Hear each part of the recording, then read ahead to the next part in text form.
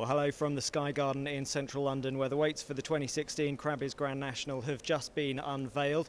Here alongside to give their early thoughts on the race, I've been joined by Ed Quigley and Lee Mottershead. 126 stand their ground. The weights headed on 11 stone 10 by last year's winner, Many Clouds. Ed, only going to be carrying £1 more on his back than he did last year, and unusually, we know that the top weight is a definite runner. Yeah, indeed, it's often imponderable, isn't it? But yeah, Many Clouds, an intending runner.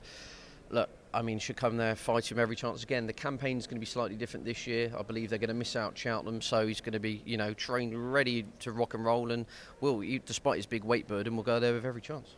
And Lee, looking at those towards the head of the weights, 11.9 Don Poli, live Gold Cup contender, 11.8 Silviniaco Conti, two-time King George winner. How tempted do you think their respective trainers, Nichols and Mullins, are going to be to run this year? I think Paul Nichols will become increasingly tempted to run Silviniaco Conti. He sounded like he was wavering a little bit the other day when he spoke about the race, but realistically, if Silviniaco Conti is going to win another huge prize, it's got to be the Grand National, because he's not going to win a King George and he's still not going to win a Gold Cup again.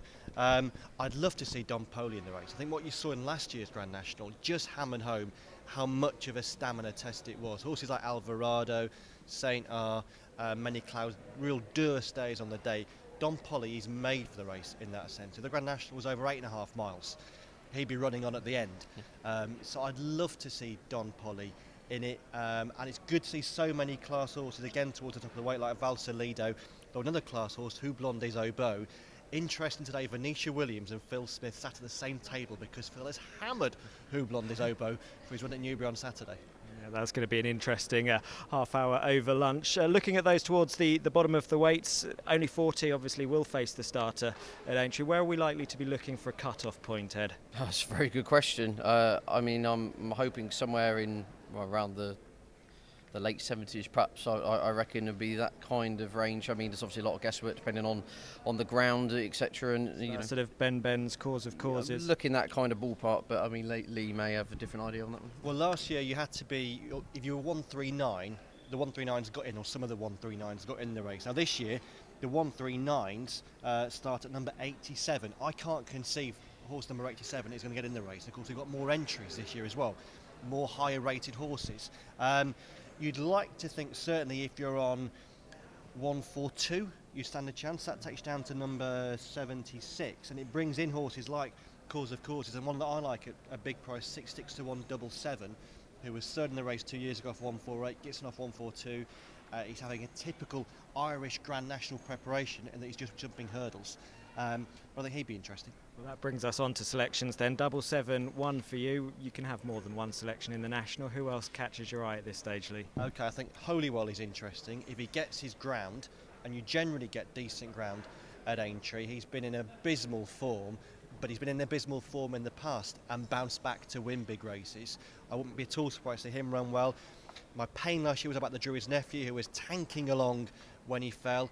He's £9 higher, but he was well in last season. I think he still have a chance. I think Don Poli is made for the race as well. And I think, I'm not tipping him, but we've gone 4 decades plus without having a back-to-back winner. We always sort of start thinking that the last Grand National winner has a chance of following up. But you wouldn't be surprised, I don't think, if Many Clouds won the race, and that's why he's favourite. Certainly not. Many Clouds on 11.10, topping the weights. Ed, was he top of your shortlist? There was 3 on my shortlist, really. From the top of the weights, Cardiff and Lock. I think it's a bit of a Jekyll and Hyde character, and his say, below par performances at Cheltenham often skew what is generally a pretty good profile overall. And I've always thought he's a horse who enjoys a flat track. He's generally a good jumper. Obviously, we saw with his recent exploits in Ireland, he's got a touch of class about him. From 11.7, I like him. Right at the bottom of the weight, I think Cause of Causes, if he gets in off 10-1, be a major player. Ran really well in this last year. Looks to be on a very, very competitive mark. And one halfway house, the Union East has got a nice racing weight. And the horse, unfortunately, came down early on last year. But this is a horse who's got the proper national profile, and the fact that he's a dour stayer. He's been aimed towards this race, and I think he'll go there with a live chance. Okay, well, many thanks, Ed. I'll give you one. Cruise Linen. I think Richard Johnson can be crowned champion jockey this year and win his first Grand National. Interesting one there off 10.7.